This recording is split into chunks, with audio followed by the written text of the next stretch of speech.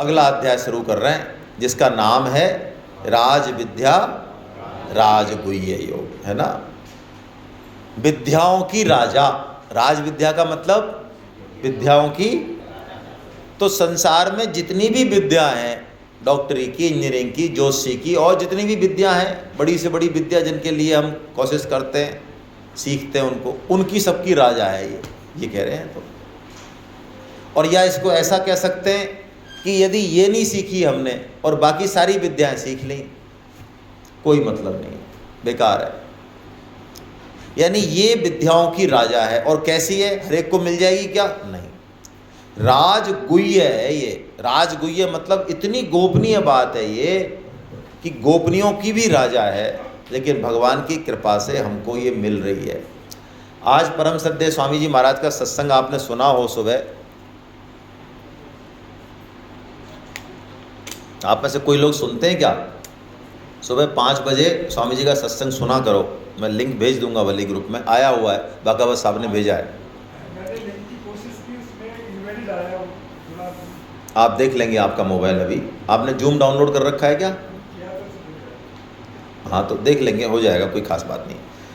तो आज ही स्वामी जी ने, महाराज ने ये कहा कि ये गीता भगवान ने जो कही है ना, ये इतनी बड़ी कृपा है, ऐसा काम कर दिया भगवान ने, जैसे कि समुद्र में से कोई राई गिर जाए समुद्र में, और राई खोजने के लिए कहे कि भाई साहब हम वहाँ घूमने गए थे उधर बोट लेके 3-4-5 किलोमीटर दूर समुद्र में, वहाँ हमारी एक राई गिर गई भाई साहब, राई, अच्छा लाएं क्या? हाँ ले आओ भाई साहब आप, तो बोलो मिल जाएगी। ऐसे हमारे इतने शास्त्र, वेद, उपनिषद, पुराण, स्मृति इतने हैं, उसमें से राई निकाल दी भगवान ने। बोलो, हमारी जिंदगियां बीत जाएं 100-100 जन्म, तब भी हम उनके नाम नहीं पढ़ सकते। मैं ये बोल रहा हूँ, पढ़ना छोड़ो, हमारे इतने शास्त्र हैं सनातन धर्म के, उनका जूस निकाल के भगवान ने किसके रूप में दे दिया? गीता के रूप। और ये गीता हमेशा से नहीं है तो सही, लेकिन छुपी हुई थी। ये तो हम कलयुग में हमको गीता मिल गई, तो हमको ऐसा लग रहा है ये राजगुह्य कैसे बोल रहे हो यार, हमको मिल तो रही है। जैसे कई लोग कहते हैं भाई साहब आप सत्संग को दुर्लभ बताते हो, हमारे पास तो दिन में 3 फ़ोन आते हैं, भाई साहब हमारे सत्संग में आ जाओ, हम तो जाते ही नहीं, हमारे तो टांग खींच के ले जाते लोग, आपके तो दुर्लभ है। दुर्लभ कहाँ है? यही है बात, यही बात है भाई। गंगा किनारे जब रहता है ना कोई, तो गंगा के पानी से पैर ही धोता है, नहाता नहीं है, ठीक है। ये मनुष्य जन्म कलयुग में मिल गया, मौज हो रही है इस समय गीता प्रेस में, इसलिए हमारी खोपड़ी काम नहीं कर रही ज़्यादा। ये तो उनसे पूछो जो गीता की एक प्रति के लिए 1921-20 की बात है, जब देश आज़ाद भी नहीं हुआ, एक प्रति के लिए 3-3 महीने इंतजार करते थे, नाक रगड़ते थे, पैसे जितने चाहिए तब भी अशुद्ध मिलती थी, तब भी उसको ऐसे रखते थे, ऐसे। आज हमारे पास सुविधाएं अपार, तो बोलो हम क्या परवाह करेंगे? आज हम साइकिल की परवाह करेंगे क्या? हैं? तो आप अपना बचपन याद करो, आपने तो करी होगी। आपने तो जिस दिन आपको साइकिल दिलाई होगी आपके पापा जी ने या बाबा जी ने, हैं, तो उस दिन तो दिवाली मन गई होगी आपकी। मनी कि नहीं मनी? उस दिन तो रात को नींद नहीं आई होगी, साइकिल ही दिखी होगी सपने में, साइकिल चला रहे हैं यार, कैंची मार चल रही है। बोलो, अब आजकल के बच्चे को साइकिल दे दो आप, हैं, कार के ज़माने में, और उससे कहो तू बेटा सपने ले साइकिल के, मतलब सपने ले साइकिल के। हाँ, अरे आप तो यार हमारे साथ ही मिले यार, और फिर 15 मिनट ज़्यादा चला लेते तो कितने मज़ा आता था, है 15 मिनट ही थी, वो माफ़ कर दे, पैसा नहीं ले। अरे यार ये तो आप सही बात तो भैया ये हो रहा है हमारे साथ, है तो ये राज विद्या, राजगुह्य है ये, इतनी है कि हर एक को नहीं मिलती थी, नाक रगड़नी पड़ती थी पहले गुरुओं के पास, लेकिन क्या करें, अब हमको खुले में मिल रही है, इसलिए हम कदर भी उतनी कर रहे हैं। तो आइए हम इसको पढ़ें, क्या फ़ायदा होगा, कैसी है ये विद्या, जल्दी से देखें। राज विद्या राजगुह्यम पवित्रमिदमुत्तमम्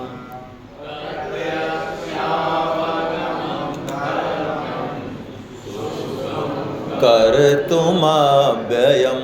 8 चीज़ें हो जाएंगी हमारे जीवन में यदि हम ये करें तो। क्या? राज विद्या राजगुह्य हमने समझ लिया, पवित्रम, जैसे ही हम इसका आश्रय लेंगे, ये सब फील करते हैं हम में से, साहब हमारे विचारों में, हमारे भावों में हमारा जीवन पवित्र हो रहा है अपने आप। गीता में इतनी ताकत है, उत्तम है ये, इससे बढ़िया कोई चीज़ ही नहीं है। यदि हम अपना समय गीता सुनने में, पढ़ने में लगा रहे हैं, भगवान के काम में लगा रहे हैं, इससे बढ़िया कोई इन्वेस्टमेंट समय का है ही नहीं, चाहे 100 हीरे मिल जाए बदले में। मैं बहुत ठोक के कह रहा हूँ ये बात। यदि हमने कोई समय गीता में इन्वेस्ट कर दिया, उससे बढ़िया तो कुछ होने वाला नहीं है। प्रत्यक्षावगमम, भगवान कह रहे हैं इसका फल प्रत्यक्ष है। पढ़ते ही, ऐसे नहीं आज पढ़ी 6 महीने बाद पता चलेगा, नहीं। जैसे ही हम शरण लेते हैं, गीता की बात सुनते हैं, सत्संग में बैठते हैं, मन से अपने आप उसका प्रत्यक्ष फल दिखता है ना। धर्मम मतलब धर्म, गीता कह दे वो धर्म। कभी कन्फ्यूजन हो जाए कि धर्म है कि अधर्म है, क्या करूं कि नहीं करूं, ऐसे कन्फ्यूजन होते हैं हमें कई बार, बच्चों के मामले में, बिजनेस के मामले में, हमारे जीवन के बारे में। गीता पढ़ने वाला व्यक्ति, हालांकि ये अतिशयोक्ति हो जाएगी लेकिन मैं कह रहा हूँ इस बात को, गीता पढ़ने वाला व्यक्ति जो सोचेगा, जो करेगा, जो कहेगा, वो धर्म में ही होगा। गलत बात नहीं निकलेगी उसके मुंह से। क्यों? उसका मन, बुद्धि, अंतःकरण गीता में हो जाता है। ये पक्की बात है। अंदर से भगवान अपने आप सही रास्ता दिखाते हैं। ये ताकत है गीता की। तो धर्म में है, सुसुखुम है। सुसुखुम बताओ भाई, पहले भगवान की प्राप्ति के लिए लोग कहते थे कि जंगल जाओ और वहाँ पे ऐसा करो, पंचाग्नि तपो और ये करो, करते थे ना। अरे चारों धाम जाते थे, जब भी बैंड बाजे से विदा करते थे गाँवों में लोग, क्यों? कि भाई साहब ये हालांकि कई वीर तो कूद जाते थे, आके आ जाते थे कि देखो हम पहाड़ों से भी टकरा के आ गए, लेकिन चांसेस ये रहते थे कि भाई साहब ये आएंगे नहीं। अब बताओ, इधर अलवरी, इधर रसगुल्ला, इधर गुलाब जामुन, और गीता आ रही है, और इधर एसी चल रहा है। बोलो, इधर गीता जो समस्त शास्त्रों का सार है, कितना सुखमय है। बताओ, माला का भी अशुद्धि का सतयुग त्रेता द्वापर में इतना है कि पीपल, ये तुलसी के पत्ते नहीं धोए ना पुत्र ने, तो पिता ने श्राप दिया तो राक्षस हो गया वो सौदास। क्यों? वो यज्ञ कर रहे थे और तुलसी के पत्ते तोड़ के और ऐसे ही ले आया, धोए नहीं उसने। बोलो, और हमारे लिए कोई नियम? कलयुग में कोई नियम है क्या? कोई नियम नहीं है। हमारे सामर्थ्य के लिए हर युग के नियम होते हैं, हर युग के हर वर्ण के नियम होते हैं, है ना। हर युग के और हर वर्ण के अलग अलग नियम हैं। वो इसलिए हैं कि वो सामर्थ्य के हिसाब से हैं। ब्राह्मण और वैश्य, क्षत्रिय और शूद्र में भी जो पहले भेद था ना दंड व्यवस्था में, वो इसी कारण था कि जैसे मान लो मैं किसी चीज़ को नहीं जानता हूँ और आप जानते हो, तो दंड विधान ये कहता है कि आपको दंड ज़्यादा मिलना चाहिए, क्योंकि आपने ये अपराध जानबूझ के किया है। ठीक है ना, ऐसा एक लॉजिक है। उसको आजकल की विज्ञान नहीं मानती, वो अलग बात है, लेकिन बता रहा हूँ। तो ये बहुत सुखमय है, बहुत सुखमय है, और इससे बढ़िया बात करने में बहुत सुखमय है। सुसुखुम करतुम, और फिर अंतिम बात बोली अव्यय है। ओहो, क्या बढ़िया बात बोली। अव्यय मतलब, आपको कल हमने एक वो दुकान बताई थी उसकी आम की, आज एक ऐसा पर्स मिल जाए हमको कि उसमें से हम 8,000 रुपये किसी को दें, 3,000 किसी को दें, और उसमें देखें तो वो की वही पैसे रहें। बोलो कैसा लगे? अरे ऐसा ही पर्स है ये, इसमें से खर्चा कुछ भी, अव्यय का मतलब इसका व्यय होता ही नहीं है। जो हमने कमाया बस वो की वही रहेगा, चाहे भले 100 जन्म ले लो, वहीं की वहीं मिल जाएगा। ऐसा है, एक नाम, एक मंत्र, एक श्लोक, ये खर्च नहीं होता। इसकी वो ताकत है, भगवान ये कह रहे हैं, वो अव्यय है। लेकिन कैसे हो ये भक्ति, राजविद्या राजगुह्य, कि जब मन भक्ति में लगता है ना, तो जैसे गोपियों का जीवन है ना, गोपियों का पूरा जीवन कृष्ण प्रेम में समर्पित है। इसका मतलब ये नहीं है कि वो घर के काम नहीं कर रही हैं, नहीं, सारे काम कर रही हैं। गोप बालक घर के काम नहीं कर रहे, गाय नहीं चरा रहे, नहीं, वो भी सब काम कर रहे हैं, भगवान के सखा वखा सब कर रहे हैं। लेकिन उनका जो भाव है वो ऐसा है कि बिल्कुल सब कुछ भगवान के प्रति समर्पित है उनका। ये ऐसा ही श्लोक है ना। सततम कीर्तयन्तो माम यतन्तश्च दृढ़व्रतः नमस्यन्तश्च मां भक्त्या नित्य युक्ता उपासते। भक्ति में दो चीज़ें होती हैं। एक तो भक्ति में सातत्य होना चाहिए। सातत्य, सातत्य मतलब लगातार हो। वो कोई हमको प्रेम करे, कोई हमको कभी तो रोटी दे दे और कभी नहीं दे, बोलो फिर पार पड़ेगी क्या? ऐसे पार नहीं पड़ती है। तो भक्ति में ये सततम वर्ड जो है ना, सातत्य, नित्य युक्ता, ये वर्ड ऐसे भगवान ने लगाए हैं कि ये दिन दूना चौगुना बढ़ना चाहिए, कम नहीं होनी चाहिए भक्ति। और भक्ति होती ऐसी है, प्रेम भी ऐसा ही होता है। हम जो प्रेम करते हैं, चूँकि वो स्वार्थ पर टिका रहता है, इसलिए वो दिन दूना नहीं बढ़ता। वो तो स्वार्थ के हिसाब से बढ़ता है और स्वार्थ के हिसाब से कम होता है। लेकिन प्रेम की तो क्वालिटी यही है कि वो तो दिन दूना और रात चौगुना ही बढ़ेगा। ऐसा ही होता है प्रेम। इसीलिए प्रेम और प्रेमिका जो है, भगवान या राधा जो भी हैं, या कोई भी रिश्ता हो सकता है, ज़रूरी नहीं है वही रिश्ता हो, वो प्रेम जब गहराई पर उतरता है तो उससे तृप्ति नहीं होती। ऐसा लगता है कि और प्रेम मिले और मिले और मिले, क्योंकि प्रेम का स्वभाव ऐसा ही है। वही बात भगवान यहाँ कह रहे हैं कि सततम कीर्तयन्तो माम, यानी मेरा कीर्तन करे हमेशा। जो हमने तरीका बताया, भगवान का स्मरण रहे, भगवान के नाम बोलें।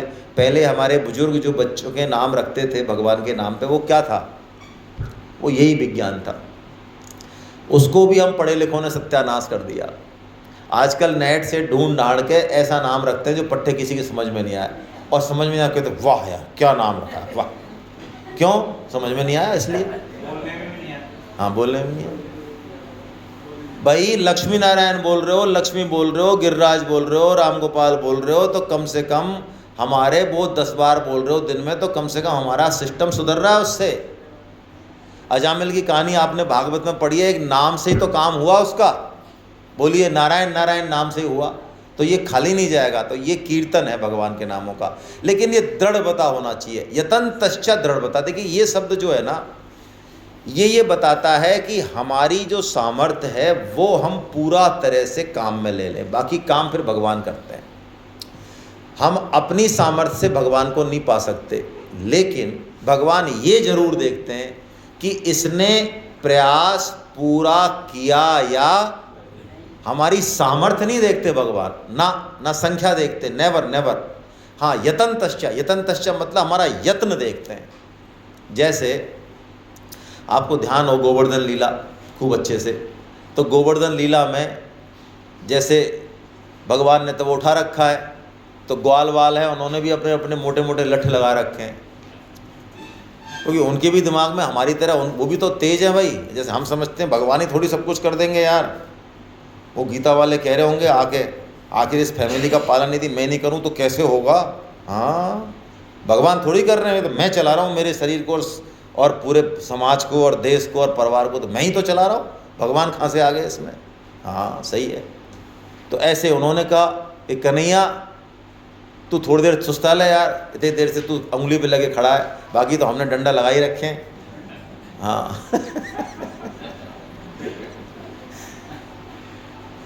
तो भगवान ने कहा सुस्ताता हूँ थोड़ा सा, लाओ यार। तो जैसे उंगली नीचे करी तो वो बड़े बड़े डंडे चट्टे बट्टे टूट। तो वास्तव में गोवर्धन किसने उठा रखा है? भगवान ने उठा रखा है भाई। हम उठा ही नहीं सकते, नाम से उठाने की उम्मीद करते हैं भगवान। हम गलतफहमी बंद कर दें, बस इतनी उम्मीद कर रहे हैं भगवान हमसे। हमारे अंदर से गीता ये गलतफहमी निकाल देती है कि गोवर्धन हमने उठा रखा है। ये गलतफहमी निकालनी है। ये परिवार का पालन हम कर रहे हैं, ये बच्चों को हमने बड़ा किया, ये गलतफहमी निकालनी है, क्योंकि ये हमारी सामर्थ्य में। अच्छा यदि बताओ बच्चों का पालन हम ही कर सकते हैं, तो लाओ पड़ोसी के 2 बच्चों का पालन कर दो। है कोई हिम्मत वाला आप में से? जैसे हमने 4 बच्चों का या 8 बच्चों का हमारे का किया, उसी भाव से कर दो। चलो 2 का हटाओ, 1 का ही कर दो। चलो 25 साल नहीं, चलो 5 साल ही कर दो, हटाओ। 1 दिन नहीं कर सकते, 1 दिन है। ये सिस्टम से काम हो रहा है। हम तो मुर्गे हैं, मुर्गे। सही पूछी आए अब तो, है ना। हालांकि आदमी को क्या इज्जत बहुत प्यारी लगती है, उसको बेइज्जती की बातें अच्छी नहीं लगती, कोई अहम होता है ना। गीता के अनुसार हम सब मुर्गा हैं, मुर्गा। लेकिन मानते नहीं हैं। मुर्गा क्या करता है?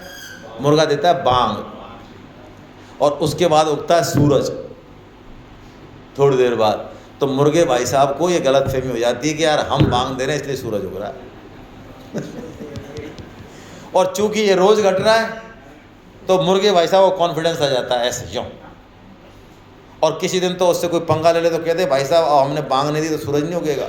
हाँ, ऐसे हम कहते हैं अच्छा तो मैं ये नहीं करूँगा तो ये नहीं होगा, मैंने यदि ये फाइल नहीं सरकाई तो ये डिपार्टमेंट नहीं चलेगा, मैं नहीं होऊंगा तो मेरे बच्चों को क्या होगा, पत्नी क्या होगा। हाँ, तू ही तो है थानेदार, तू ही कर रहा है।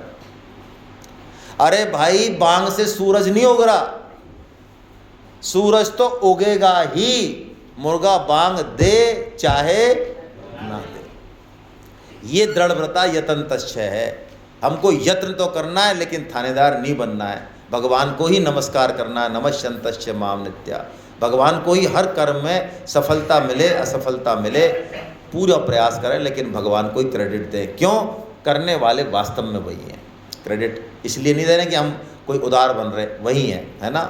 अब यदि हम भगवान की तरफ नहीं चले और हम शुभ कर्म करके स्वर्ग जाना चाहें, देवी देवताओं की उपासना करना चाहें, तो हमारा क्या हाल होगा भगवान वो बता रहे हैं। दो रास्ते हैं, एक तो हम भगवान की तरफ चलें निष्काम भाव से, एक हम सकाम भाव से कर्म करें तो हमारा पतन होगा, ये भगवान बता रहे हैं। जो मैं आपको कल से बात बोल रहा हूँ कि शुभ कर्म करके यज्ञ तप दान करके भी हमारा पतन हो जाएगा, वो इस श्लोक में आया है। क्या कह रहे हैं भगवान, देखिए आप श्लोक पढ़ते हैं। 2 श्लोक हैं। त्रैविद्या मां सोम पापूत पापा यज्ञैरिष्ट्वा स्वर्गतिं प्रार्थयन्ते ते पुण्यमासाध्य सुरेन्द्रलोका मश्नन्ति दिव्यान् दिवि देवि भोगान् ते तं भुक्त्वा स्वर्गलोकं विशालम्।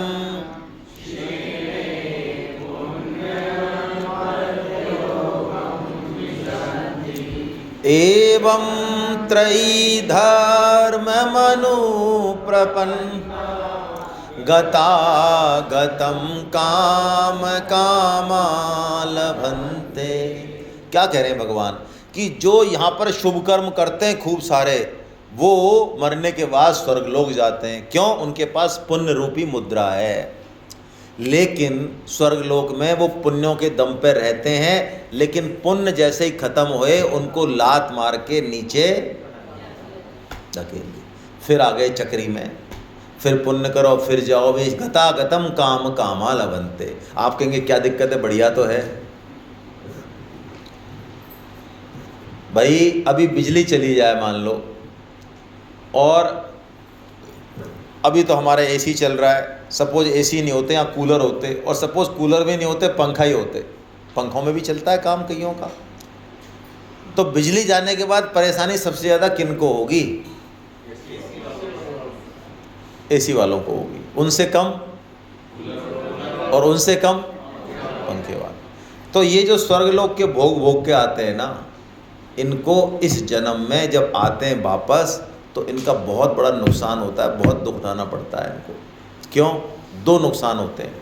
एक तो ऐसा मान लो जैसे एसी में से उठा के और 55 डिग्री में डाल दिया हो, अब बताओ कितनी बुरी हालत हो गई। कहाँ तो एसी था और कहाँ डाल दिया 55 डिग्री में, तो बहुत झटका लगेगा तगड़ा वाला, बहुत दुख है। दूसरा सबसे बड़ा दुख जो भगवान स्वामी जी ने बताया कि जो स्वर्ग के भोग भोगते हैं ना, उनका मन फिर यहाँ आके कथा कीर्तन में सत्संग में नहीं लगता, क्योंकि उनको वो चट पड़ी हुई है पुरानी वाली, जो उनका पतन करेगी। अंततः वो नरक जाएंगे, इस स्वर्ग के बाद अंततः नरक जाएंगे, क्योंकि वो स्वर्ग भोग की जो सुखासक्ति है ना, उसके कारण वो गलत कर्म करेंगे ही करेंगे और फिर वो अंततः नरक जाएंगे। इसलिए भगवान ने इस रास्ते को हमारे लिए तो ब्लॉक किया। हमको स्वर्ग वर्ग नहीं चाहिए और नहीं जाना।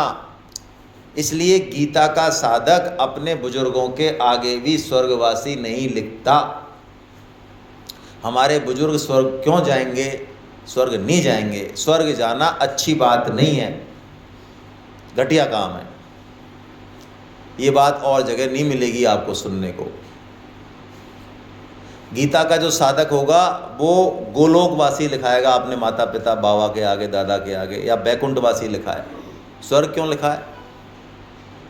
स्वर्ग जाने के लिए मैं घटिया बात बोलूं, घटिया क्या मतलब, वर्ड ऐसा ही है, स्वर्ग जाना किसी वैश्या के घर जाना है, नहीं जा सकता, नहीं जाएगा। हम शुभ कर्म तो करेंगे, परोपकार तो करेंगे, लेकिन हमें बदले में कुछ चाहिए नहीं, है ना। यदि हमें सकाम भाव से करेंगे तो हमें फिर हमारा पतन होगा। इसके बजाय हम देवताओं की उपासना करें, सकाम भाव से कर्म करें, यदि हम भगवान की तरफ चलें तो देखो कितना बड़ा फायदा हो रहा है। भगवान ने अगला ही श्लोक 9.20 और 21 के बाद जो 22 श्लोक बोला, इतना प्यारा श्लोक है। इस श्लोक को पढ़ने के बाद हमको निश्चित हो जाना चाहिए और भगवान की तरफ चलना चाहिए, बिल्कुल निश्चिंत होकर। क्या श्लोक है?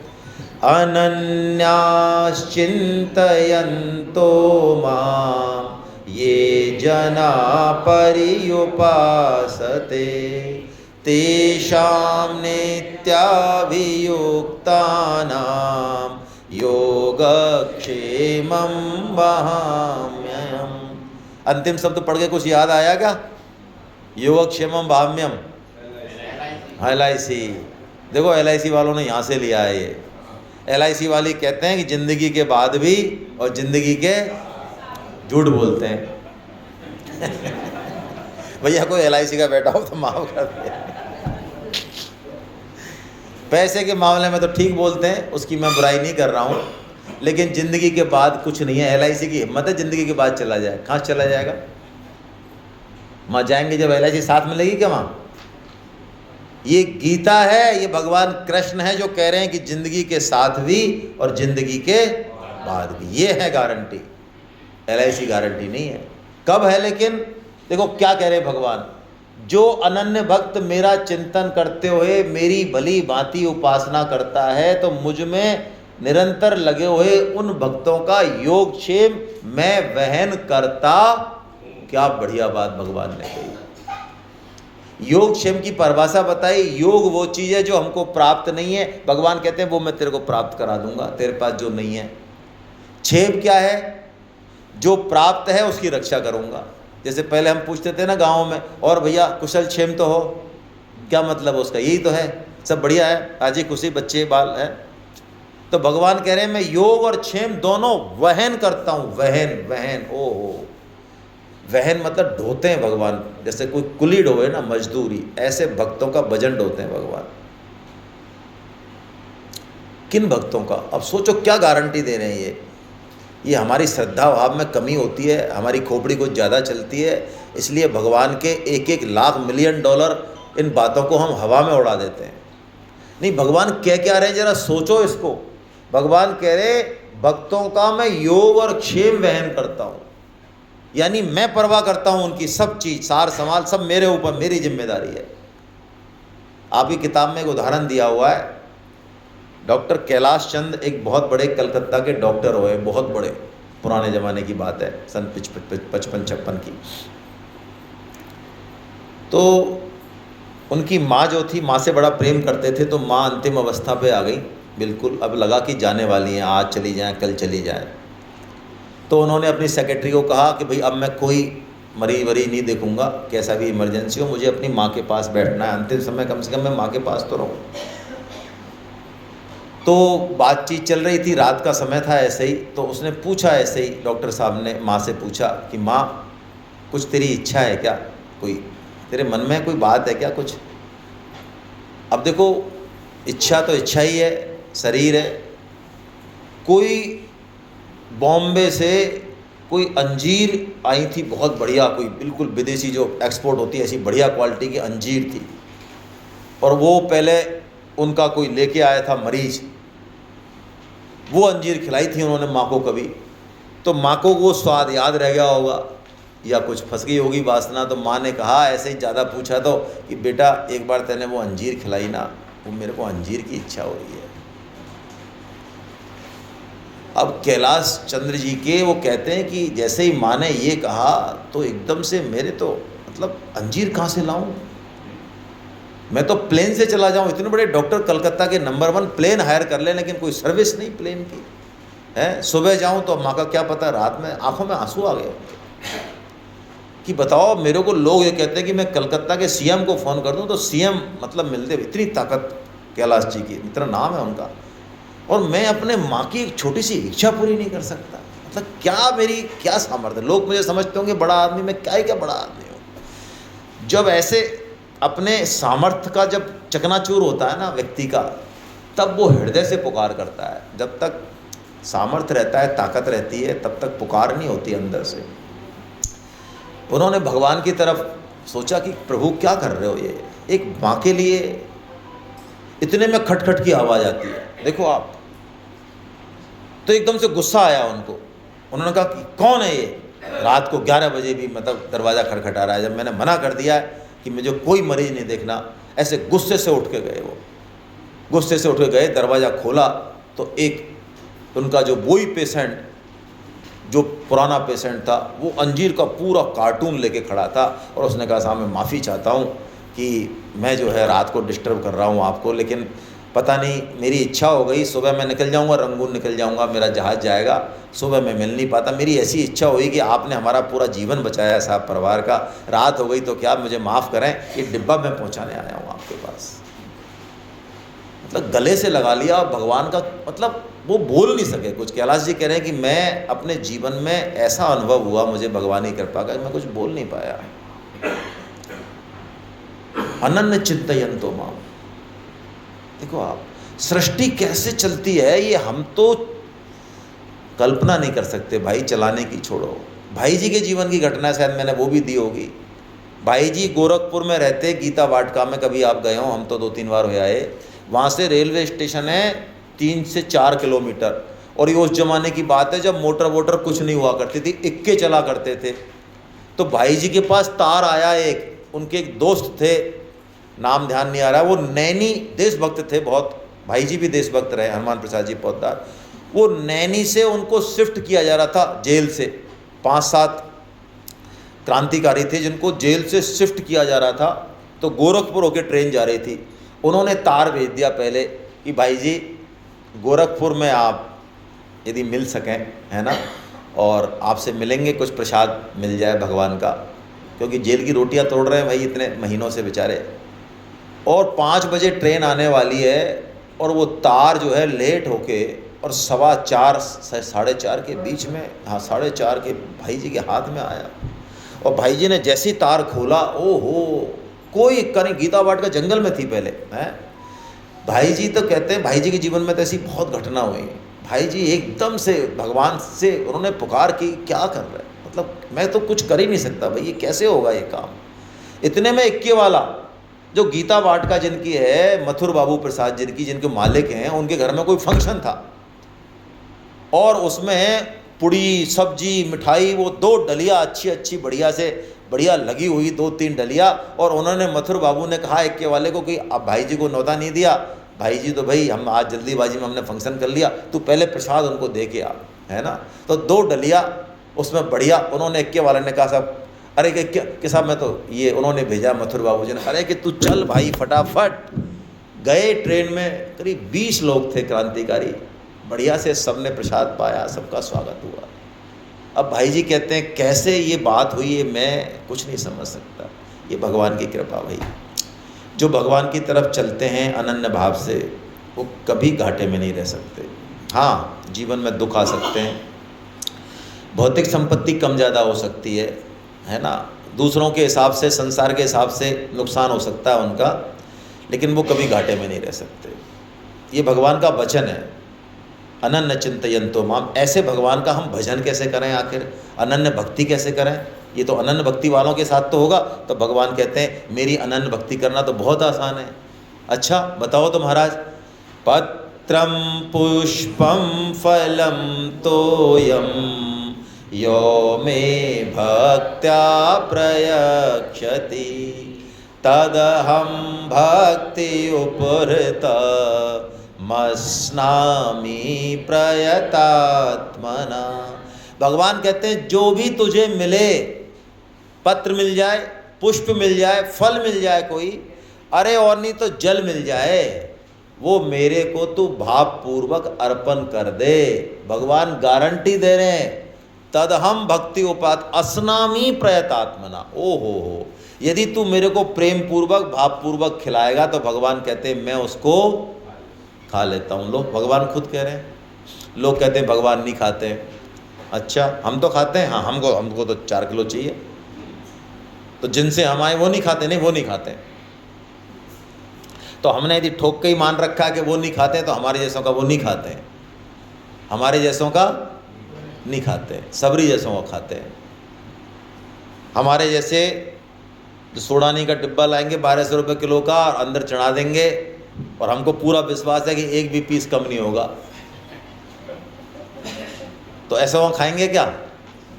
यदि मान लो आधा डिब्बा उड़ जाए, मान लो हमारा, हमने मान लो अंदर दिया मंदिर में, हमारे में पर्दा बंद किया, बाहर निकाला तो आधा डिब्बा आया मान लो, तो बोलो हमारी क्या हालत होने वाली है? सही बताओ, अरे सही बताओ भाई खातीपुरा वाले। अगली बार 1200 का लाएंगे कि नहीं लाएंगे ये भी सोचना पड़ेगा यार। हाँ ये तो हमारा है भाई, हम तो 1200 को योग्य है। अब भगवान को तो 300-400 वाली भी चलती है। हाँ भगवान तो भाव के भूखे हैं, 1200 की जगह 200 की हो तो क्या दिक्कत है? क्यों भाई? हाँ कपड़ा भी बस भावपूर्वक दे दो, खुद तो पहनो आराम से लेनन का, भगवान को भगवान वाला कपड़ा दे दो। कैसा दूँ? भगवान वाला दे दे, भगवान वाला।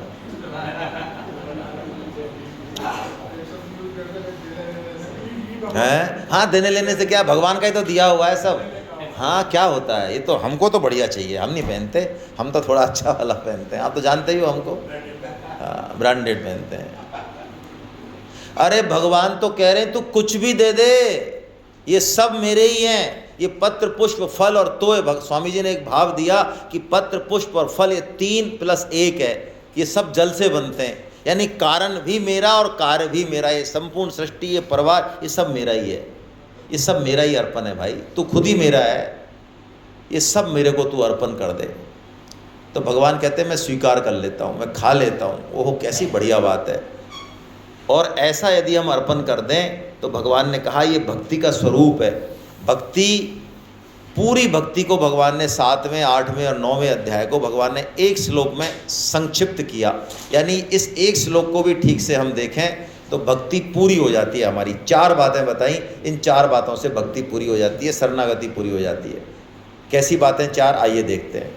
मन्मना भव मद भक्तो मद्याजी माम नमस्कुरु मामे वैशसि युक्तैव मात्मानं मत्परायणा। 4 बात कहीं भगवान ने, तू मुझे ही प्राप्त हो जाएगा यदि ये 4 बात तेरे अंदर हो जाएं। तो कौन कौन सी? मन मना भव, मेरे में मन वाला हो जा। हमारा मन कहाँ लगता है? 2 जगह लगता है। जिसको हम अपना मानते हैं वहाँ लग जाता है, ठीक है। जिसमें हमारी महत बुद्धि होती है वहाँ भी लग जाता है। बिजनेस में हमारी महत बुद्धि है, पैसे में हमारी महत बुद्धि है, मन लग जाता है। किसी को हम अपना मान लें, बेटे को हमने अपना माना, पत्नी को अपना माना, पति को माना, वहाँ लग जाएगा। तो हम भगवान को अपना मान लें और मान ही नहीं लें, वो हैं ही हैं हमारे, हैं। उनको नहीं मानेंगे तब भी हमारे रहेंगे, लेकिन मान लेंगे तो मन लगने लग जाएगा, अपने चीज़ में मन लग जाता है। स्वामी जी कहते हैं अपनेपन की इतनी खासियत है कि मान लो कोई जुलूस निकल रहा है और माता बहनें ऊपर से देख रही हैं कोई, तो वो आपस में बात करती हैं, देखो वो जो है ना, वो उधर वो पगड़ी वाले वो दिख रहे तेरे को, वो नीले वाले वो हमारे हैं। ये 500 आदमी में तेरे आदमी को देखेंगे क्या हम? इससे बढ़िया बढ़िया पगड़ी तो बहुतों की है। अरे लेकिन होंगी भाई पगड़ी, उससे बढ़िया आदमी होंगे, लेकिन ये इनके हैं, ये इनके लिए सबसे बढ़िया। तो वो कहते हैं वो हमारे हैं। ऐसे ही यदि हम भगवान को अपना मान लें तो बात बहुत बदल जाती है, बिल्कुल बदल जाती है। अपने ठाकुर जी हो गए भाई, है ये मन। दूसरा मद भक्तो, भक्त होना। भक्त होने का क्या मतलब है? प्रेम करना, भगवान की आज्ञा का पालन करना। जैसे मोदी जी के भक्त हो तो क्या करोगे? मोदी जी की बात मानोगे? हैं? तो भगवान के भक्त होना, भक्त का मतलब है जो विभक्त नहीं है, जिसकी निष्ठा और जगह डिवाइडेड नहीं है, जो भगवान की तरफ है वो भक्त है भगवान का। भगवान जो कह देंगे वो सही है मेरे लिए, तो बाकी कोई कुछ भी होता रहे भले ही। यही बनता है, भक्ति बनता है अर्जुन लास्ट में।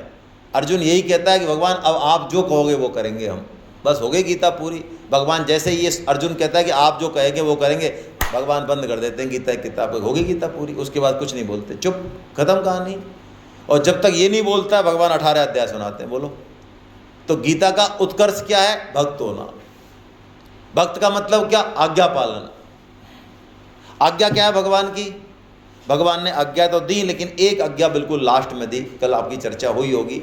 18वें अध्याय में भगवान ने एक आज्ञा दी बहुत स्पष्ट रूप से कि तू निष्काम भाव से मेरी वाणी का यानी गीता का प्रचार कर। हम सबको गीता पढ़ने से भी ज़्यादा जरूरी है कि हम कुछ लोगों को गीता में जरूर जरूर जोड़ें, प्रयास करें। जुड़े नहीं जुड़े वो अलग बात है, 10 को 20 को 15 को जरूर जोड़ें। ये भगवान का काम है असली। इससे भक्ति प्रकट होगी, इससे मन लगेगा, इससे स्मरण रहेगा, इससे चिंतन रहेगा। करके देखो, आपको यदि मान लो किसी से मिलने जाना है, पहली बार प्यार हुआ है और 12 बजे मिलने जाना, बज रहे हैं 9, तो 9 से 12 बोलो, ख्याल रहेगा नहीं रहेगा? हाँ देखो, रहेगा ना। चाहे भले कुछ भी कर रहे हो, हिल रहे हो, डुल रहे हो, चाहे कुछ भी कर रहे हो, मिक्सी चला रहे हो, लेकिन ख्याल बना हुआ है 12 बजे कमेटी गार्डन में पहुंचना है। तो ऐसे यदि किसी को गीता प्रचार का है कि आज मेरे को एक काम करना है, ये भवानी सिंह जी यार आदमी बढ़िया लग रहे हैं यार, इनसे बात करनी है गीता की यार, जैसे ही सामने और साहब भवानी सिंह, जैसे मौका मिला घुस गए, ले लो। तो अब भवानी सिंह जी से बात करने के लिए देखो आधे घंटे से मैं प्लानिंग कर रहा हूँ ना कि ये कब निकलेंगे, कब मूड में होंगे, कब कैसे होंगे, कब मैं बात करूँ, कैसे करूँ भगवान। तो अब ये आधा घंटा पौन घंटा मेरा किस में चला है? ये भगवान के स्मरण में चला है भाई। यही तो है मेरी कमाई। अब ये जुड़ें तो और ना जुड़ें तो ये भगवत की किस्मत है। ये भक्त होना ये है मध्याजी, पूजा करना। कर्मों से पूजा की बात की गीता ने। हम जो भी कर्म कर रहे हैं भगवान का ही काम कर रहे हैं। जो भी खा रहे तो हाँ खा रहे तो, सो रहे तो, झाड़ू पोंछा सब कुछ, सांस ले रहे हैं, जो भी कर रहे हैं, ये पूजा है। गीता का साधक 24 घंटे का साधक होता है। ये नहीं क्या 2x2 में लगाया मार्बल का, एक अगरबत्ती ठोकी, घंटी बजाई, चलो क्या हुआ? अरे भाई साहब हम तो भगत राज हैं तुम्हारी कसम। हाँ हम तो रोटी नहीं खाते बिना भगवान की पूजा की। अच्छा तो कितनी देर करते हैं? नहीं वो तो भाव से करते हैं, जितना टाइम होता है भाव, टाइम जितना ही मिलता है आपको पता ही है। क्यों खा जाता है टाइम? 4-5 घंटे तो हम व्हाट्सअप देखते हैं। अच्छा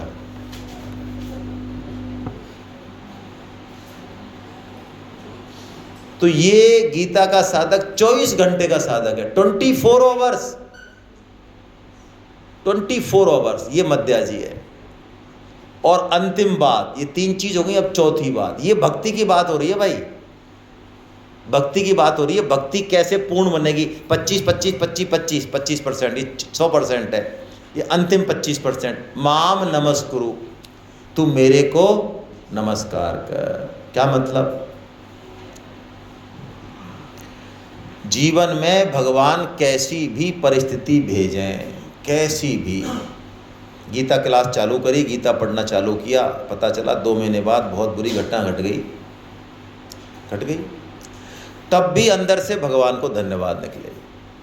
भगवान अनुकूल से अनुकूल और प्रतिकूल से प्रतिकूल परिस्थिति भेजते हैं। दोनों ही परिस्थितियों में भगवान को धन्यवाद निकले अंदर से। हे प्रभु तेरा लाख लाख शुक्रिया। ये है नमस्कार भगवान को। तेरी रजा में राजी। जैसे नरसिंह भगत के इकलौते बेटे की डेथ की खबर आई, उनकी मंदिर में कीर्तन कर रहे थे वो। लोगों ने कहा कि साहब आपका बच्चा गया, इकलौता बेटा था। कीर्तन नहीं छोड़ा उन्होंने। 20 मिनट आधा घंटे जो कीर्तन बचा था वो पूरा करके आए, जब तक लोगों ने आरती बरती सजाई। क्या करे तो ऐसे आदमी का, जिसको यही परवाह नहीं है, उसकी तो फिर समाज ही करेगा। तो भगवान कर रहे हैं व्यवस्था। और वो आए तब भी लोगों ने खूब उनको कहा, लेकिन वो तो इतना प्रसन्न होकर नाचते हुए चले, उसमें कीर्तन करते, भली थी वो भागी जंजाल, सुखी भजी सुश्री गोपाल। कीर्तन किया उन्होंने, भजन गाया, ये बहुत प्यारा भजन गुजराती में। उस भजन का भाव ये है, हे प्रभु ये बालक आपका ही तो है, जैसा ये आपने दिया, ये आपका देना भी सुंदर और आपका लेना भी सुंदर। ये मेरी चीज़ तो थी नहीं, ये आपकी चीज़ है, आप जचे जब लें, जचे जब दें। ऐसा भाव सोचो आप, ये भगत का भाव होता है। ये है नमस्कुरु। हम भगवान को नमस्कार करना सीखें। वो जो हाथ जोड़ रहे हैं वो तो बढ़िया है, वो तो करना ही है, उससे काम नहीं चलेगा, उससे जीवन में परिवर्तन नहीं आएगा। भक्ति का मतलब ये है, ये 4 चीज़ों से भक्ति पूरी होती है। हरे कृष्णा।